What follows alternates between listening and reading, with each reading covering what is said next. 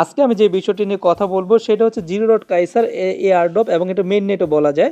এটি কিভাবে কাজ করবেন, কিভাবে অ্যাকাউন্ট খুলবেন, কিভাবে এখান থেকে মাইনিং করবেন, সব কিছু ডিটেলস আজকে আমি জানিয়ে দিব।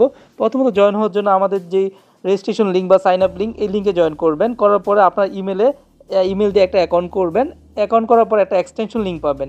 এই এক্সটেনশন লিঙ্কটা আমাদের টেলিগ্রাম চ্যানেলে আসলে পাবেন। এক্সটেনশন লিঙ্ক আপনার ব্রাউজারে এখানে এক্সটেনশন অ্যাড করে নেবেন।